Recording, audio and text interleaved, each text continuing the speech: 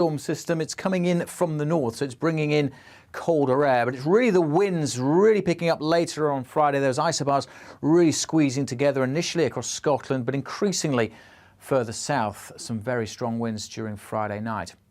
Back to tonight, and the winds are picking up and bringing some rain across much of the UK. But ahead of that rain, clear skies will allow a fairly extensive frost across East Anglia and the south east. Temperatures may actually start to rise a little by dawn as the cloud spills in. It's going to be a cold day on Friday and a fairly grey morning with outbreaks of rain across much of England and Wales. Brighter skies follow, but so do the strong winds and increasingly snow showers over northern Scotland. In fact, that snow turning more and more persistent over northern Scotland, mostly over hills, but even at low levels there could be some, and routes like the A9 will be particularly treacherous with those strong winds making for blizzards. There'll be a bit of brightness in the afternoon, but it's not going to feel warm. Those winds are the biggest cause for concern widely across northern and western areas. Later on Friday, gusts of 50 to maybe 65 miles an hour, and an amber Met Office warning in place for the northeast, where gusts of 75 miles an hour, perhaps even a little more in some places during Friday evening and into Saturday morning. There is a warning for the snow as well. Those kind of winds could cause some structural damage, certainly make for some disruption on the roads, potentially cause some power issues also. There will be this zone of wet weather then sinking south on Friday night. That will still have some snow mixed in, mostly hills, but there could be a little bit at lower levels, so that's an extra hazard. Details of that snow on Saturday still uncertain. It does look as if there won't be much at low levels, and if there is, it'll melt fairly quickly. But still a cold wind blowing on Saturday. The weather warnings are all on the Met Office website. Bye for now.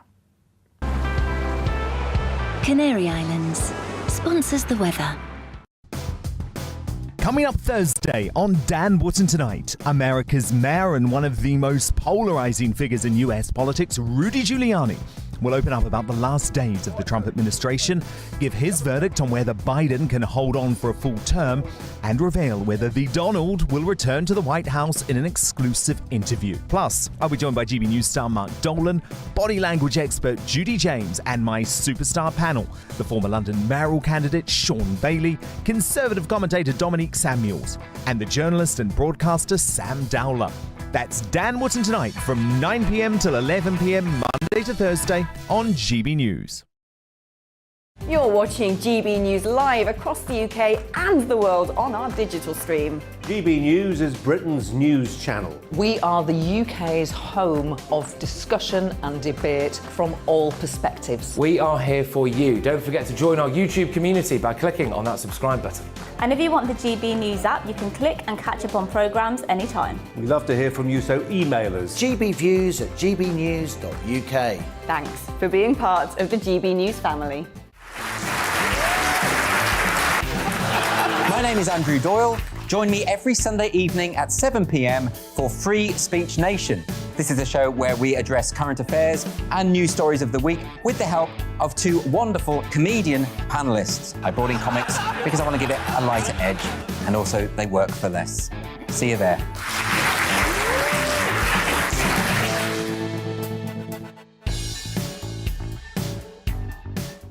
Join my show Farage, 7 p.m. till 8 p.m. Monday through Thursday, and there you will get opinion, analysis, debate, and I'll cover stories that nobody else dares to touch. And then for the last 15 minutes, talking pints. We're over a drink. We have a civilised conversation with someone. We very often disagree, but we do it in a grown-up way.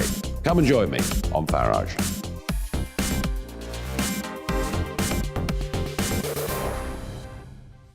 I'm Colin Brazier. I've reported from more than 70 countries around the world, covered wars from Afghanistan to Iraq, from Lebanon to the Balkans. I'm trying to bring that experience, that feel for events, to the studio. And something else. I'm ready to give an opinion. Today's stories with a spark. Brazier from 8 p.m. weekdays on GB News.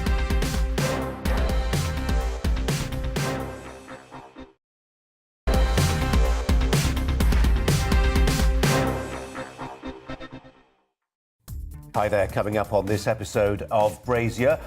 Priti Patel today told journalists to avoid the word migrants because it's dehumanising. Our live poll is gauging what your views on that are and what you make of the Home Secretary's advice. In America, there's a backlash against political correctness in the military. A former Trump advisor joins me with a warning for British generals thinking of going woke. Teaching unions attack TikTok for letting videos go viral, videos which randomly accuse teachers of being paedophiles. I'll be talking live to one of Britain's leading headmasters. I'm the doctor. This is Raz. This is Dan. Why don't I know about this? Do young men turn to crime because programmes like Doctor Who have replaced male leads with women, leaving vulnerable young lads with no masculine role models? A Tory MP thinks so. We'll discuss that. Also, charity founder Nick Buckley joins me to talk about the scourge of benefit fraud in his hometown of Manchester.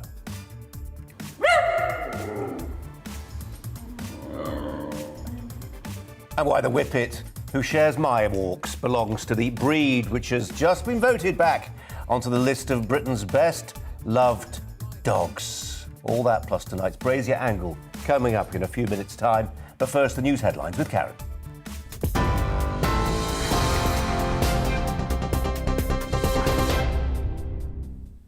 Thank you, Colin. These are your latest headlines.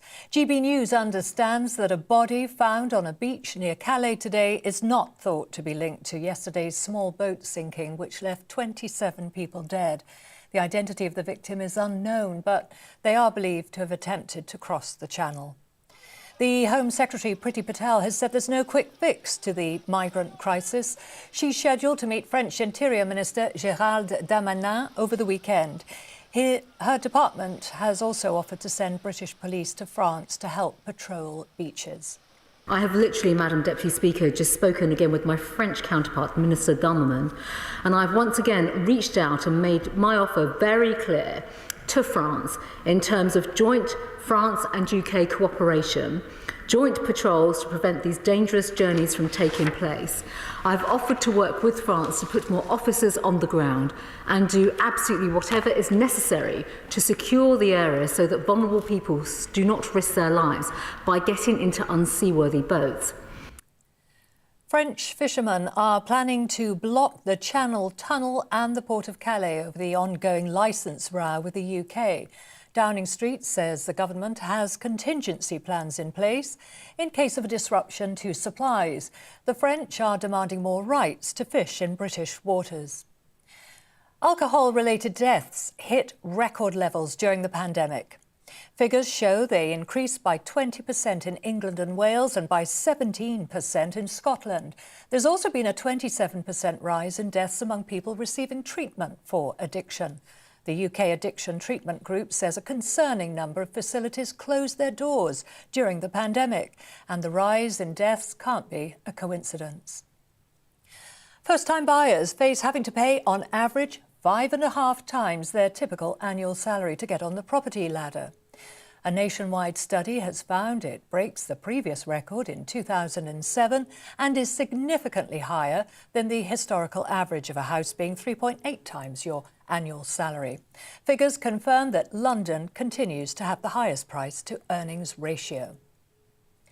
Rare panto costumes worn by a young queen during World War II are on display for the first time at Windsor Castle. A teenage Princess Elizabeth and her sister, Princess Margaret, wore the outfits in a performance of Old Mother Red Riding Boots. The display is part of a special Noel exhibition and includes a pink satin and lace dress worn by the Queen when she was 18. You are right up to date. Now, back to Brazier.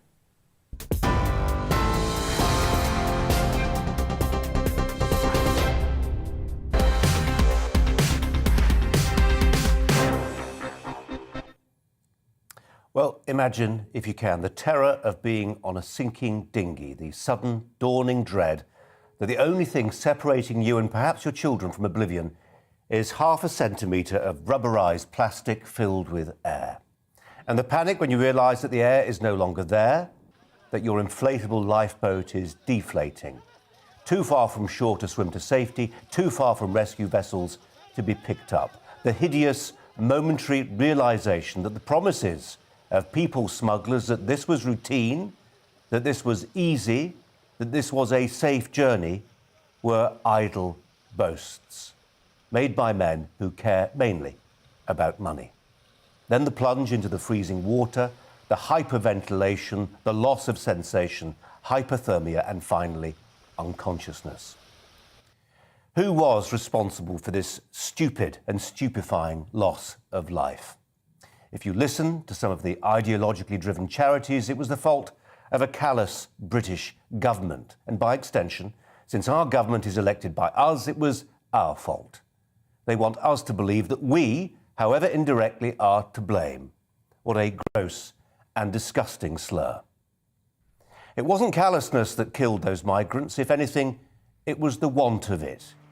If we'd been tougher on illicit migration, if we'd made it clearer to would-be migrants that it wasn't worth risking their lives in the Channel, then those lost souls might be alive today.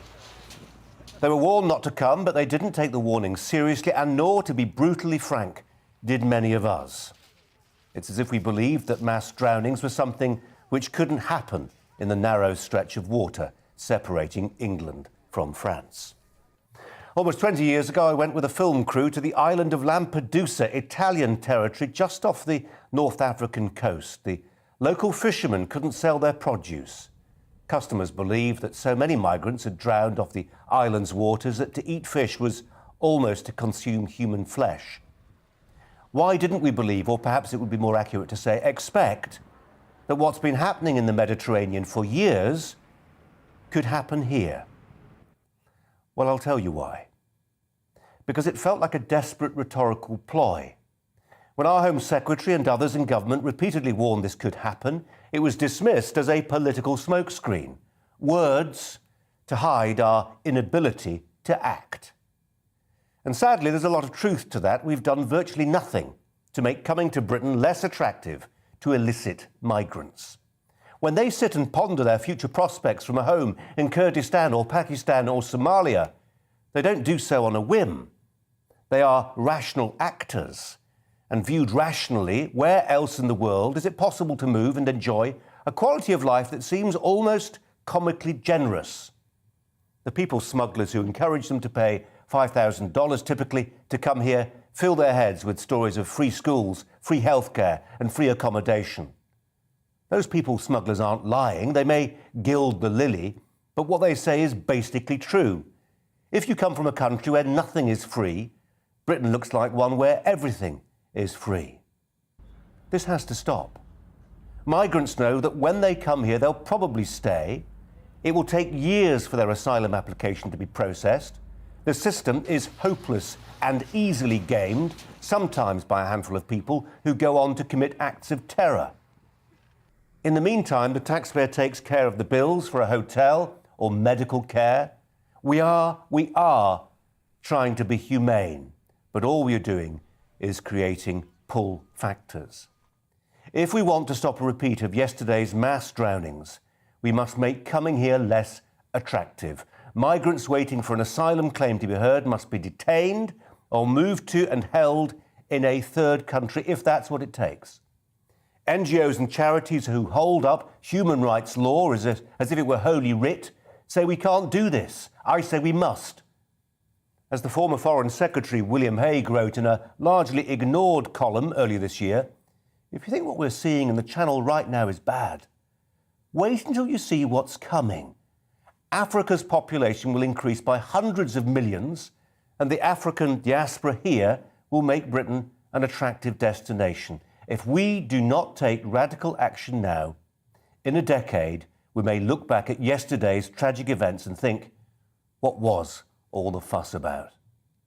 That's tonight's Brazier Angle.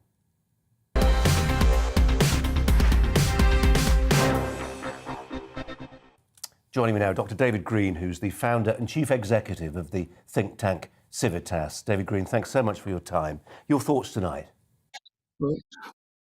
I agree with you that it's pretty hopeless talking about what to do with the French, because Priti Patel has tried very hard to get an agreement with the French and has failed, and they're not in the least bit likely to do anything. So we've got to focus on what we can do on our own. And I think what you just said is more or less pointing us in the right direction. essentially, the Australian policy is the right one. And when people refer to the Australian policy, they always focus on the fact that there was offshore processing and how harsh that was. But actually, it had two prongs. One was to have a genuinely humane asylum policy for people who applied to come to the country legally in the first place. And they took around about 20,000 people a year. And they were helped to get jobs, and they helped with accommodation, and they were introduced to people locally. And on any measure, it was not only humane but generous. But at the same time, they were very strict about saying if you come illegally. Sorry, David, can I interrupt on that specific point about the humane element to this? Because part of the problem here, it seems to me, is that if you have got the vim, the get up, the go, the energy to be one of the young men, predominantly young men on these boats, you may be precisely the sort of person who needs asylum least. Because actually, if you go, and this has been proposed before, if you go to Pakistan, to one of the massive refugee camps there, to process Afghan asylum seekers, you can separate the wheat from the chaff. You can work out in situ, in theatre, if you like, who is most deserving of a life in Britain. And the problem with this system, this organic system that we have now, is that people make that decision themselves, don't we? And that means that young, fit men push their way to the head of the queue.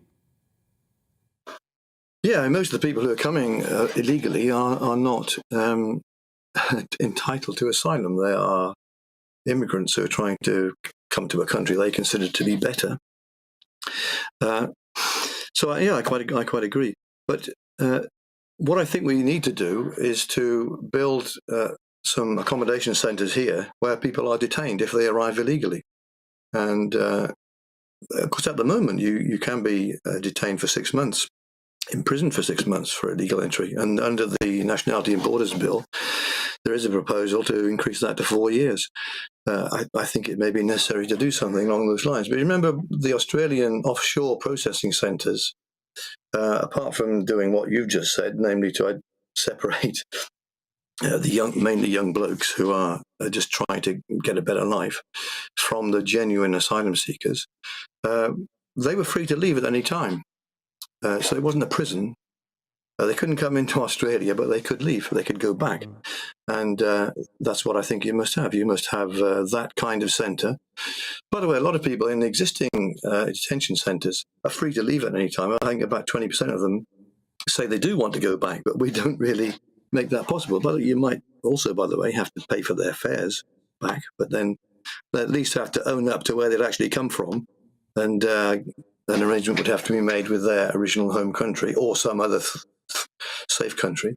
But as things stand, what you've got is, it's sanctimonious people portraying themselves as being truly humane, and anybody who disagrees with them as being inhumane, when in fact they are the ones who are creating the conditions that promote gangsterism.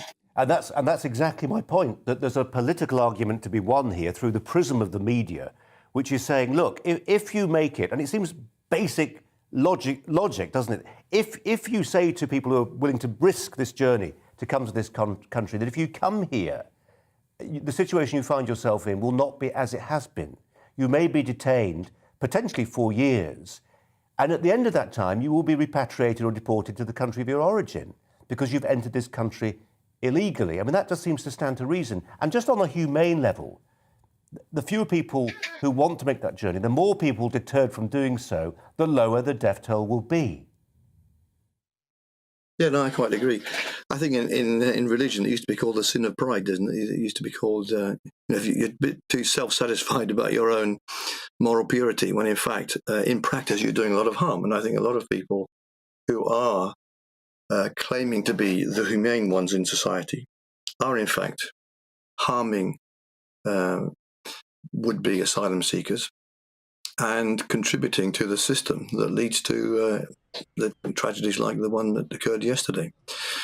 So the other problem we have here is we have this policy of dispersal, as it's called, and once you've landed on our shores, then you get parcelled out between the local authority, sometimes to hotels, sometimes to private accommodation, sometimes to social housing, and that's quite an attractive deal because you get somewhere to live, you get a little bit of money, and you get a mobile phone and some support from the local council social workers. And if you've arrived legally, that's great. That's the kind of people we should be. But if you've come illegally, they should be placed in accommodation centres and either sent back or allowed to go back if they apply for themselves. That it's not. David, we've got to leave it there. David Green. Okay. We've got to leave it there, but do appreciate your time. Thanks very much indeed for it. Well, we're joined also now from Paris by the Telegraph reporter David Chazan. David, thanks so much for joining us tonight. How much coverage is this story getting in the French media? Huge. It's as big a story here now following the deaths, the tragic deaths yesterday, as it is in the UK. They are also reporting the souring of relations between France and Britain and the blame game that seems to be going on between French and British politicians. So people are really looking at this now and wondering what's going on, because this is bad for everyone. Obviously, it's terrible for the migrants who died, those who risked their lives getting across the channel. It's bad for the UK. Nearly 26,000 migrants have crossed the channel this year. Only 5 have been deported. 5. But nevertheless, this creates a sort of bottleneck in the north of France, and it's very bad for Calais and the surrounding area, because they really don't want all these migrants, either in camps or sleeping rough. And French police have to patrol the beaches. They get money from the UK. Fine, but some people in France are beginning to ask questions about why the French are being paid to essentially police the UK border, which is effectively on French soil rather than in Britain. David, we'd be very happy. I mean, there was a proposal, wasn't there, a few days ago for British officers to be on French soil, on French beaches, patrolling and deterring the people smugglers who are there. But obviously there are massive sovereignty issues around that. The optics for some people in France will be unacceptable. British police officers on French beaches. Yeah, and that's particularly difficult post-Brexit, and with only a few months to go before a presidential election. So just imagine if President Macron allows British police officers to patrol French beaches, the far-right parties and even the far-left parties will make huge political capital out of that.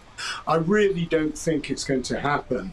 This is not a new suggestion. This is something that the successive British governments have suggested over the past few years, because this is a problem that goes back decades, and the French have always rejected it on the grounds of national sovereignty. And they also point out that the French coastline is extremely long, so it doesn't matter how many officers you deploy, you're still not going to succeed in preventing all the migrant crossings, particularly when many of them go to the beaches in the dead of night. So you'd need 24-hour surveillance. It would just take so many thousands of officers. Yeah, that may be true, but I've got to tell you, we were covering the situation on the Belarus-Polish border a fortnight ago, and the Polish there were using drones with night vision, heat-seeking infrared cameras. So the technological wherewithal may be there, but we get your point. It's on a big scale, given the length of coastline we're talking about. David Chazan, we've got to leave it there, but really appreciate your thoughts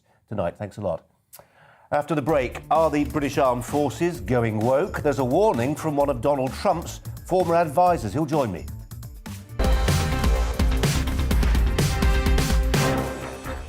You're watching GB News live across the UK and the world on our digital stream. GB News is Britain's news channel. We are the UK's home of discussion and debate from all perspectives. We are here for you. Don't forget to join our YouTube community by clicking on that subscribe button. And if you want the GB News app, you can click and catch up on programmes anytime. We love to hear from you, so email us. gbviews@gbnews.uk. Thanks for being part of the GB News family. My name is Andrew Doyle. Join me every Sunday evening at 7 p.m. for Free Speech Nation. This is a show where we address current affairs and news stories of the week with the help of two wonderful comedian panellists. I brought in comics because I want to give it a lighter edge, and also they work for less. See you there.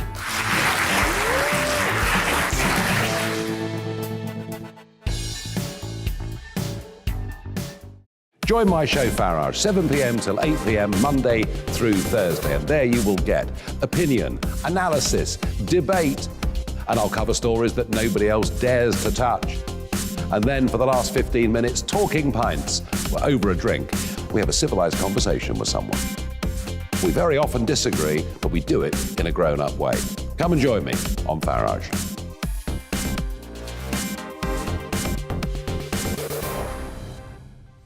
I'm Colin Brazier. I've reported from more than 70 countries around the world, covered wars from Afghanistan to Iraq, from Lebanon to the Balkans. I'm trying to bring that experience, that feel for events, to the studio. And something else. I'm ready to give an opinion. Today's stories with a spark. Brazier from 8 p.m. weekdays on GB News.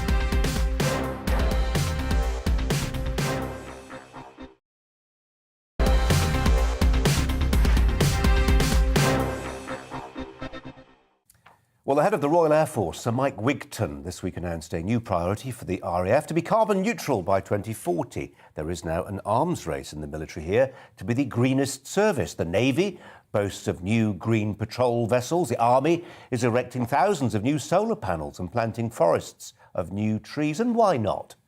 This is the new version of the British Army's Jackal armoured scout vehicle. The silence of its electric hybrid engine makes it more stealthy. But for all that it's nice to have tanks powered by electricity, not every war zone has charging points. Has the Ministry of Defence been ideologically captured by environmentalists? Well, how else do we account for the invitation cancelled earlier this month, extended to a senior figure from Extinction Rebellion to speak at an army conference? By going green, do we give less environmentally scrupulous countries, like China and Russia, an advantage on future battlefields? Well, maybe. What about the rest of the progressive agenda? The same boss of the RAF who wants it to go carbon neutral also issued a report recently which said the military needs to be on guard against racial microaggressions. Where does this take us? Well, have a look at America. This is one of the US Army's latest recruitment videos in which a soldier reflects on life growing up with two moms. Last month, Joe Biden appointed Rachel Levine as America's first openly trans four-star admiral, and previously said the Pentagon will now pay for troops to have gender transitions if they want them. After a recent scare about the size and ambitions of the Chinese Navy, the president was scorned after he appeared not to announce new warships, but a new range of female-friendly body armour and flight suits for pregnant pilots. Army recruiters must appeal, of course, to a younger generation, but by going woke, some senior American military figures fear their forces are spending too much time on critical race theory and trans rights and not enough on getting ready to fight. A recent Senate report heard from a senior naval officer who said, "I guarantee every unit in the Navy is up to speed on their diversity training. I'm sorry that I can't say the same of their ship handling training."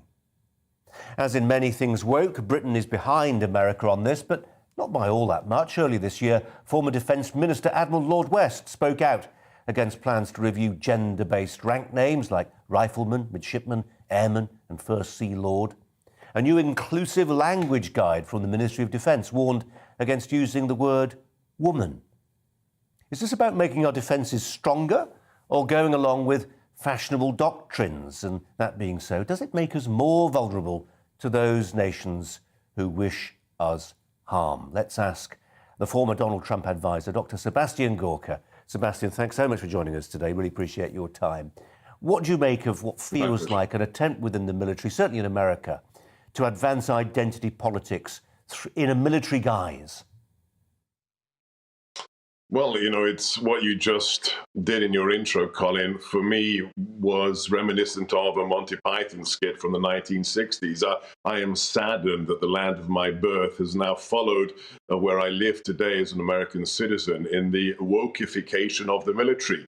I served in the British Territorial Army, and way back when, this was not meant to be a politically correct institution. The job was very simple: locate and destroy the enemy. Kill them or blow them up. And now we're seeing them being used as a petri dish for social engineering, whether it's here in the United States, where critical race theory, the bigoted neo-Marxist concept that white people are bad, colored people are good, is being taught at the most prestigious military academy in the United States at West Point. Now I see it's happening in the UK. The idea that your ships, your fighting vehicles are going green,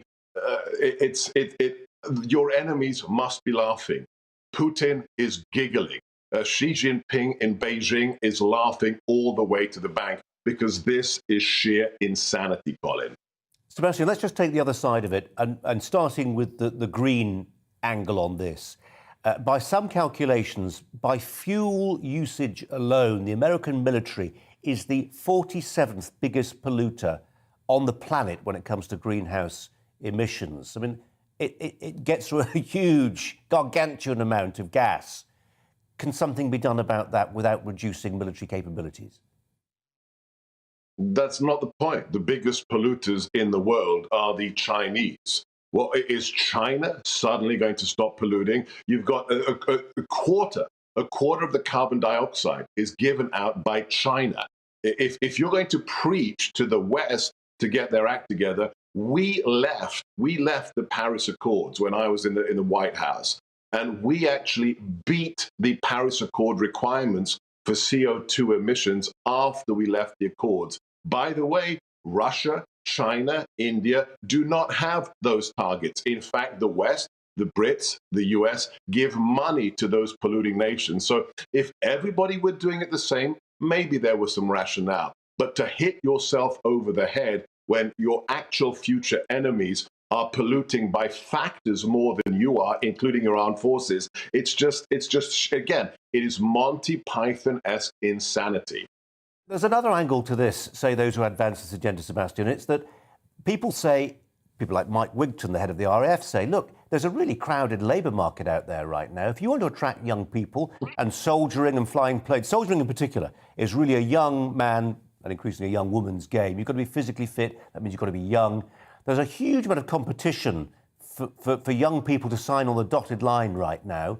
The argument runs, I'm not saying I agree with it, the argument runs, if you want to attract young people, you've got to talk their language, and that's an increasingly woke language.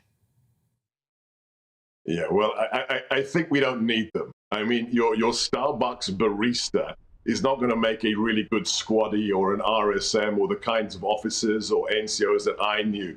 Let the people who have their degrees in sustainability and gender theories go on to be complete drags on the economy with no useful skills. But we don't want them in the military. You're not going to. You want toxic masculinity. You want tough men. You want tough women. Because guess what? It's the toughest job in the world. Ask the members of 2-Para who served in Afghanistan. Ask anybody who's fought in Iraq. You don't want sensitive individuals who are thinking about the environment. You want people who are as tough as nails, know how to locate the enemy and kill them. And sorry, that's not woke, but that's national security. National security isn't woke. It's about protecting the nation. And you know what? Warriors aren't politically correct. They never have been, from Boudicca on down. That is the former Donald Trump advisor, Dr. Sebastian Gorka. Sebastian, happy Thanksgiving, and thanks for your time. God bless. Thank you. Now, the children's website TikTok is under fire for allowing videos to go viral, which are ruining the careers of young teachers. It follows a TikTok craze which sees school kids upload videos which accuse random teachers of being paedophiles. Unions say TikTok is taking too long to remove the offending videos, and that some teachers have quit their jobs after being falsely labelled as child abusers or adulterers. Well, joining me now is Barry Smith, education consultant and founder of the Michaela Community School, alongside Catherine Burble-Singh. Barry, thanks so much for your time. Good to see you again. This is a serious problem. Some teachers have been driven to leave the profession because of something that's actually been going on for years, decades, this idea that malevolent complaints can be made and laid against a teacher, but now amplified by social media. Right, sorry, the sound quality's not great, but I'll fire away anyway. Look, you hit on it before, didn't you? There's abuse of teachers going on in schools everywhere. There's always been abuse of teachers going on in schools. I would argue that it's potentially getting worse. But then it's gone to another platform now. It's gone to social media. Again, parents can make accusations about schools and schools don't seem to answer back. Education ministers can say, oh, this is dreadful, I really condemn this. What action can we all take when we have situations like this for teachers? I would say a lot of the responsibility has to lie with parents because parents are giving kids smartphones. Teachers, schools often ban phones. But kids, some of these kids clearly are that brazen that they feel so invincible that they feel they can actually go into schools and film in school, some of them. Apparently, TikTok holds a lot of responsibility there. There have been challenges posted on the site saying challenges such as slap a teacher and film it, go to the school toilets and vandalise them. So the responsibility clearly lies, I'm going to say, with parents. It also lies with TikTok themselves. And schools, yes, heads have to think about the culture within their schools where children feel invincible. Where do you stand, Barry, on the kind of should phones be allowed in school at all? I mean, I don't want to make any assumptions here, but it sounds I don't think they should. You think they No, I'm absolutely against phones being in schools. Look, you can't allow kids. There are too many distractions as it is. You can't. Michaela, we didn't have phones. Charter, we didn't have phones. Now, obviously, what everybody knows, kids have phones going to and from school. We all know that. Families think, oh, if my child has a phone, he'll be safe on his journey to and from school. Okay. But we shouldn't be seeing those phones inside school.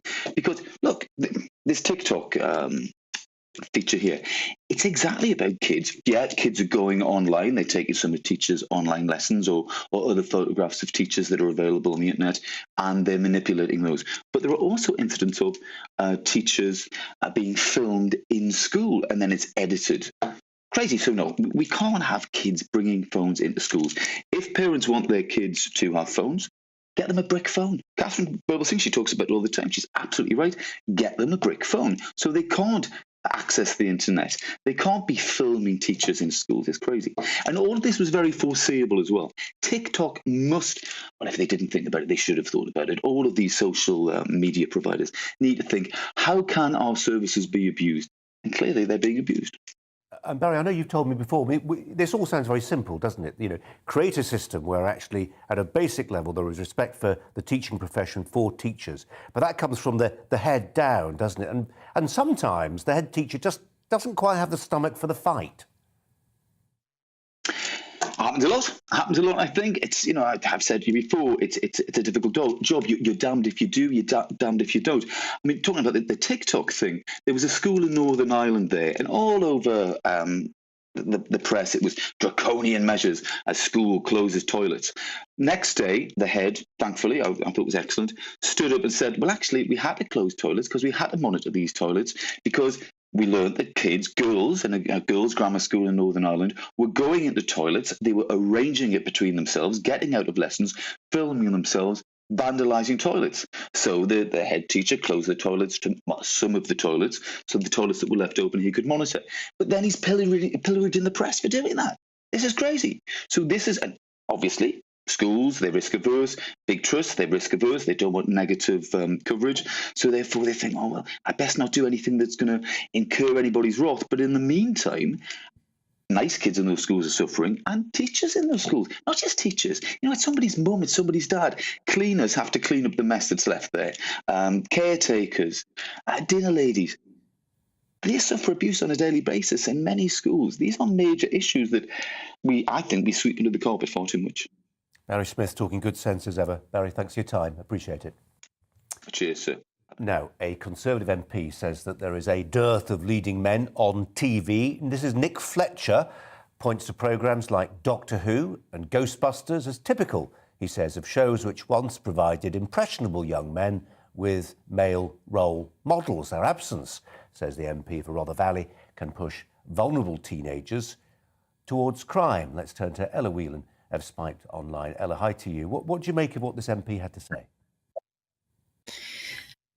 I'm not in agreement. In fact, I think that what he's saying represents, it's a funny thing. I spend a lot of time criticizing contemporary feminism for playing up to the idea that particularly young women need to be represented, that they are kind of weak and fragile, that they need to have their lives played out for them in order to do it themselves. You know, they need to see women in boardrooms, they need to see women on telly. And we know that that's not necessarily true. Women are a lot smarter and braver and can stand on their own themselves. And indeed, so can men. And unfortunately, what's happened recently is in response to, I suppose, the excesses of identity politics, and in particular feminism, there's been a bit of a growth of, whether you call it men's rights activism, whether you call it a sort of sympathy to a similar kind of whinging attitude among men about needing to be represented, needing to be seen. And, you know, I roll my eyes equally at both of them. Yeah, you see this all the time, don't you, with people who object to something in principle and then just turn it around 180 degrees. So they then sort of occupy the space that they've been criticising, but they've turned the guns in the opposite direction.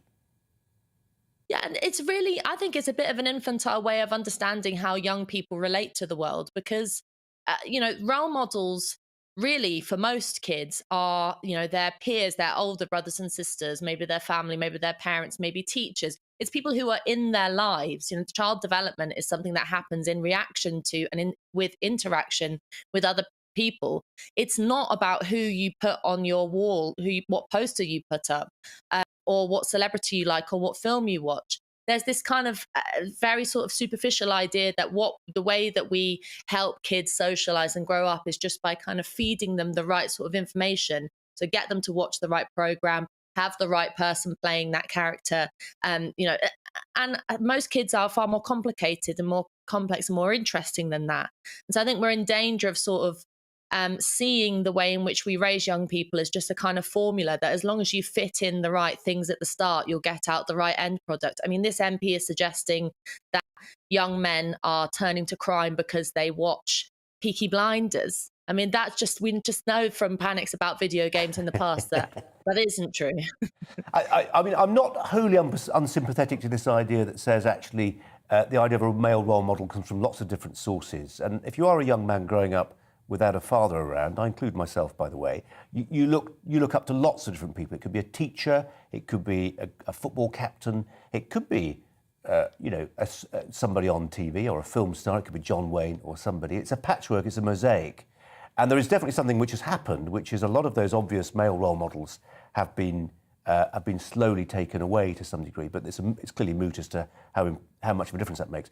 We could talk about that for a while longer. Let's move on to something else, which is, in a sense, just as complicated, more complicated, you could argue. Too many journalists, it seems to me, Ella, go along with this Alice in Wonderland fiction of trans language, even though it risks mangling any understanding of what's actually happening in real life. I'm going to throw up this graphic. I say this having stumbled upon this article from Teesside Live today. Here we go. I'm not picking on this particular publication or the reporter who put it together. This is, I think, typical of the linguistic sort of sophistry which many media folk now openly peddle. All you need is a headline: Teesside woman accused of exposing penis using sex toy in public. The woman in question is called Chloe Thompson, though I suspect she was probably called something else in the past. Ella, journalists don't have to go along with this. They can choose to. No, and I think it's a really good example of the undemocratic way in which so much of this kind of gender ideology around changing language has come about. Because first and foremost, as a journalist, or as a reporter, as you know, you have to be clear for your audience. You have to get the facts out. You have to make sure everyone is crystal clear on what's happening, and then you can put your opinion in later if you want to. And it's, you know, for most people reading that article, they will do a double take because you think, well, hang on, women don't have penises, and it's completely lacking in compromise. The really big problem with that, you just start to get that corrosive distrust of the media, and that becomes quite dangerous, I think. Yeah, and it's not also fair to, I think, the prospect of being able to have a open and honest discussion about gender. I mean, it's a perfect compromise would have been to say a trans woman has landed in court, and I think most people would then say, I know what that's about. But most people haven't gone in line with the trans women are women thing. And so as a journalist, it feels more like you're virtue signaling to a certain side rather than actually doing what you're supposed to do, which is tell the truth in a report. Ella William, we've got to leave it there, but really appreciate your time. Thanks a lot. After the break, we'll talk about the woman who admitted benefit fraud and has been given 686 years to pay the money back.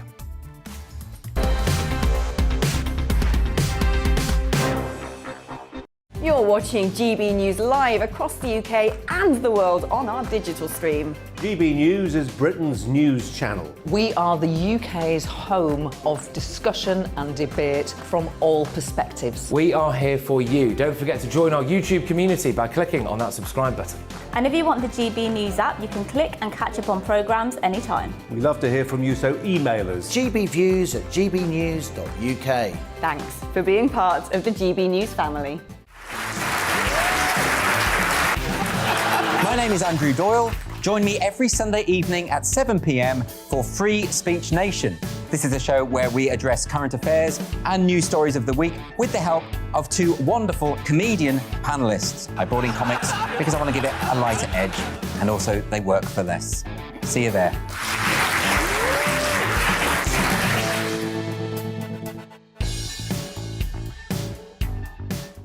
Join my show Farage, 7 p.m. till 8 p.m. Monday through Thursday. And there you will get opinion, analysis, debate, and I'll cover stories that nobody else dares to touch. And then for the last 15 minutes, talking pints. We're over a drink. We have a civilized conversation with someone. We very often disagree, but we do it in a grown-up way. Come and join me on Farage.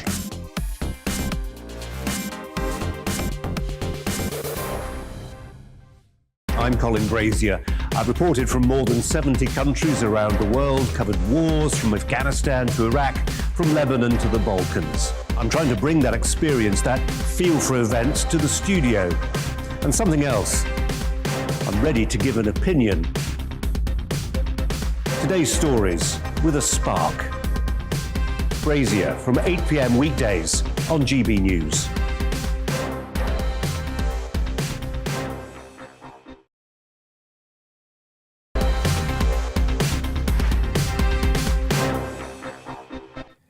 Now, a Mancunian who cheated the benefits system has avoided going to jail in spite of fraudulently claiming almost £100,000. This is the case of 41-year-old Claire Finney, who faced up to 3 years in prison after making false claims for extra child tax credits, universal credit, housing benefit and income support, as well as falsely claiming she was a single parent. The man she claimed was her grandfather was in fact her long-term partner. Finney, who enjoyed 5-star holidays with the benefits, avoided prison because the judge in her case said that jailing her would be a punishment for her 4 children. The court ordered Finney to pay back the £97,028 worth of benefits at the rate of £11 a month. That means she would repay what she owes to the taxpayer in 686 years. Her actions were uncovered thanks to an anonymous tip-off. We're joined by Nick Buckley, charity founder who's worked with the homeless in Manchester, where this benefit fraud was carried out. Nick Buckley, thanks for your time, appreciate it. What do you make of this? It always feels wrong to me on one level to stick the boot in whose lives are not filled with promise. I've done a lot of work over a decade ago with the Benefits Fraud Office in Manchester, so I do understand this topic. This is a question governments don't want to ask. Governments don't want to know how much fraud is out there, because when they get the answer, they have to act, and they don't want to act because of the result today. So the result today is someone stole £100,000, not going to jail, good excuse, I've got kids. The public go absolutely crazy over these results and then look at government. It's something that nobody wants to tackle. I would absolutely agree with quite a lot of what you said there, Nick, and in particular this idea that this is just never a story you see on mainstream media, TV, radio, but actually, if you talk to people in working class communities, it drives them bananas. It does. I'm a big supporter of the benefit system. Of course, we need a safety net in this country. I also think the level we give benefits out is about right. But our system is just so wrong. It doesn't work. It's not fit for purpose. This lady was claiming all these benefits because she claimed to be a single mum. Why do we have a system that penalises mothers with children if they have the father or have a long-term partner living with them. Because we know children will do better with a father living in the house. But if that mum makes that choice, we penalise her financially. So of course she's going to lie. So some of the flaws of the system turn people into criminals. And then the people who obey the rules and know that I need now to sign off benefits because my circumstances have changed, they see their neighbours get away with it, and they see their family and friends. I could give you dozens and dozens of examples of people I've met and I know over decades who have done exactly the same thing, who have created such lies and stories to keep on claiming benefits that weren't entitled to. And their friends and their neighbours, when they see it and they know about it, are absolutely livid about it because they're playing by the rules. Well, and they can shop them, Nick, can't they? I'm not sure how I feel about that. Neighbours denouncing neighbours to the authorities, anonymous tip-offs, which is how this woman was rumbled. But people now have that option. Everybody is caught through anonymous tip-offs. That's how 99.9% of people are caught. The benefits fraud team I worked with only investigated reports that came through by the phone. And most of the reports they got, they wouldn't investigate. So if you're going to tip somebody off, you've got to have done all the donkey work yourself and have all the information ready to pass over. So lots of people know this, and lots of people who play the system and are fraudulent in the system will keep their mouths shut, and they don't tell family, they don't tell friends, they don't tell neighbours, because they know and they've heard stories that you only have to fall out your neighbour once over a loud party and you can be dobbed in. So the people who are doing this don't tell anybody. We stigmatise, and rightly, people who evade paying taxes, rich folk, bankers, all the rest of it. Do you think we're uncomfortable about stigmatising poorer folk who, in this instance, have cheated taxpayers, but all the other worthy causes that could have done quite a lot with £100,000? Do you think we're reluctant to stigmatise them because they're poor? We are, because it comes down to victim culture. You know, we're not penalising a multimillionaire banker for tax evasion, which we do and we should do, and they get criticised. But when we're looking at a single mum on benefits and the violin comes out and it's like, oh, we feel sorry for her, she must have had a bad life and we're going to penalise her and penalise her kids. Oh, you know, what sort of people are we? It's only 70 grand, it's only 50 quid.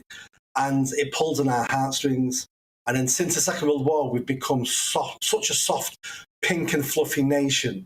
And our benefit system contributes to this. And our benefit system is basically handouts. And our benefit system needs to be hand-ups. We give too many handouts and we never help people get out of poverty and improve their lives, because it's easier to pay them to be quiet, sit there and suffer. We'll just give you money every week. Nick Buckley, as ever, talking a lot of sense. Really appreciate your time. Thanks a lot. Now, the Kennel Club is reporting a broadening in the buying habits of British dog owners. There are also some strong regional variations revealed by the latest survey of which dogs live where. The good news is that breeds that had perhaps started to fall a little bit out of favour, the likes of Whippets and Corgis, they are mounting, I'm not sure that's necessarily the right word, a comeback. It may be because of lockdown, with buyers going back to old, unfashionable and therefore cheaper breeds.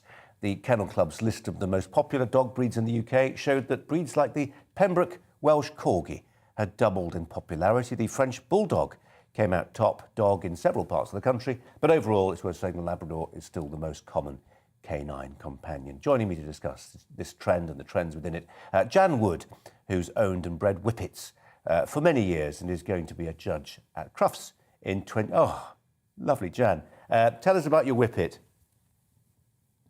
Oh, this is Gazer. He's 7 years old and he's an absolute sweetie. He'll probably get bored any minute and move just to be difficult, but he's normally a lap dog. It's what he loves. When they move quickly, don't they? I share my life with a Whippet Saluki cross, and as a Yorkshireman, I don't derive many pleasures from life, but oh, there he is.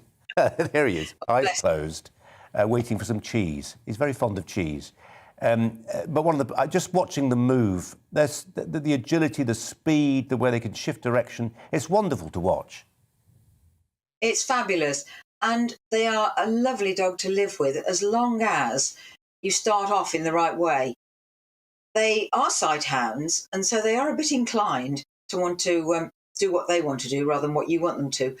But they're very susceptible to a bit of a titbit. So as long as you start early, rewarding them and letting them know it's really good that they come back when they're called, I think they're a fabulous dog to live with. As a Crufts judge, a future Crufts judge, what do you look for in a great whippet?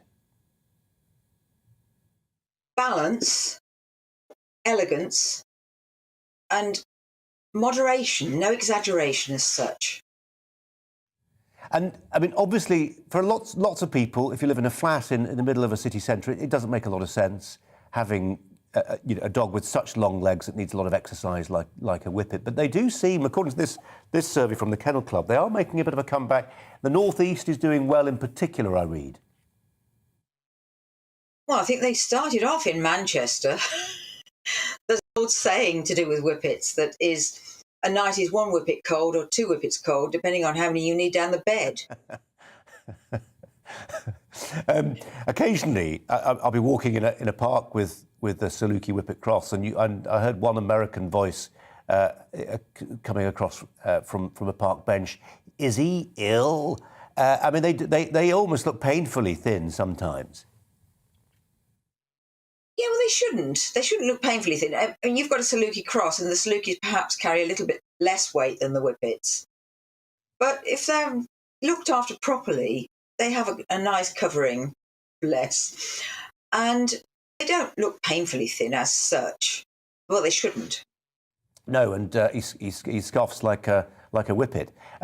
Let's just discuss some other breeds that are doing well or re-emerging. And the theory runs here, Jan, that during lockdown we had this sort of false economy where people wanted certain types of dogs. They bid up the price. I think the French Bulldog, for instance, did particularly well. But the Corgi seems to be making a comeback. But it's quite localised. So there's also another dog in my life. I'll try and show a picture of Bobby. No, not the Springer. This is the Dachshund. Very popular in parts of West London. Oh, there you go. That's Bobby. But not great with kids, little kids. Well, I don't know. I don't know Dachshunds that well. They are... The Mini Smooth Dachshund is the largest recognised breed that's actually being registered in the hound group. There's over 10,000 in 2020. Wow. Mini Smooth Dachshunds were registered with the Kennel Club. The Whippets were the second most registered, and there were just over 4,000. So you've got a breed that really is very popular, but the Mini Smooths seem to be the most popular. And what about the dogs with a lot of spirit, serious problems with behavioural control? I'm thinking of my Springer Spaniel. There's Lulu, following a problem with her ear. How are the Springers getting on? I mean, they're working gun dogs, aren't they? I mean, these are dogs which, work for a living, as it were, on shoots and the like. Now, my first breed that I showed were English Springer Spaniels. So I have got a bit of knowledge of them. And they are lovely, they really are. But they're like the Whippets, they're like any other breed. You need to train them. They need to learn the boundaries and learn where to go and what they should do. And if you start young, I mean, the Good Citizens scheme that the Kennel Club run is really useful. It really, really is. I've got a Whippet that has gone through to gold in the Good Citizens, which is the top award you can get in the Good Citizens scheme. And any dog is trainable if you take the time and the trouble and advice if you need it. I remember a dog trainer saying to me that we've had a couple of Labradors, that the Labrador comes out half-trained to start with. So you start... Yeah, well, some people call them boring. I don't. I think they're a lovely breed. But, they are probably more biddable than some of the other breeds. That's undeniably true. Jan Wood, it's so good of you to talk to us tonight. Sorry that the Whippet took off, as they'll Yeah, he got bored. Well, let's hope the viewers didn't. Jan Wood, so good to talk to you. Good luck at Crufts the year after next. Thanks so much for your time. Thank you. There, offering a perspective on the the whippet. Let's try and offer you a perspective on what you're thinking tonight about what Priti Patel, the Home Secretary, had to say this evening. In truth, it was in response to a question from an SNP MP, so it's not something she necessarily made an effort to go on the offensive with in terms of what she was saying. Let's show you the poll and how you're thinking about this. The question we put was, there it is, Priti Patel has previously said 70% of people who come to the UK in small boats are, quote, single men who are effectively economic migrants. Now she wants journalists to avoid the word migrants. So what are they? And there are the findings of that poll. Let's see, where are we on that? Can you move it up? No, you can't. Let me just try and pull it up because it seems a shame not to tell you, doesn't it? The results. 8,104 votes in. You've got 10 minutes left to poll if you like. 89.4% of you think that migrants is an appropriate word to describe the people crossing the Channel right now. 10% say asylum seekers. A tragedy, doubtless, but one that is deeply controversial too. Dan, what is next? It's time to remind ourselves there's always another winter. Canary Islands sponsors the weather. Hello. Earlier today, the Met Office named Storm Arwen. We're particularly concerned about the strength of the wind, especially later tomorrow and into Saturday morning. There will also be some snow in places from this storm system. It's coming in from the north, so it's bringing in colder air, but it's really the winds really picking up later on Friday. Those isobars really squeezing together initially across Scotland, but increasingly further south. Some very strong winds during Friday night. Back to tonight, and the winds are picking up and bringing some rain across much of the UK. But ahead of that rain, clear skies will allow a fairly extensive frost across East Anglia and the south east. Temperatures may actually start to rise a little by dawn as the cloud spills in. It's going to be a cold day on Friday and a fairly grey morning with outbreaks of rain across much of England and Wales. Brighter skies follow, but so do the strong winds and increasingly snow showers over northern Scotland. In fact, that snow turning more and more persistent over northern Scotland, mostly over hills, but even at low levels there could be some, and routes like the A9 will be particularly treacherous with those strong winds making for blizzards. There'll be a bit of brightness in the afternoon, but it's not going to feel warm.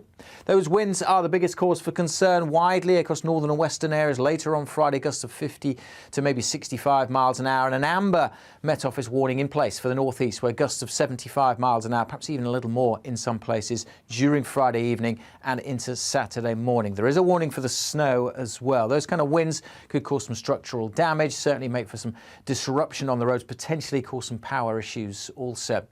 There will be this zone of wet weather then sinking south on Friday night. That will still have some snow mixed in, mostly hills, but there could be a little bit at lower levels, so that's an extra hazard. Details of that snow on Saturday still uncertain. It does look as if there won't be much at low levels, and if there is, it'll melt fairly quickly. But still a cold wind blowing on Saturday. The weather warnings are all on the Met Office website. Bye for now. Canary Islands sponsors the weather.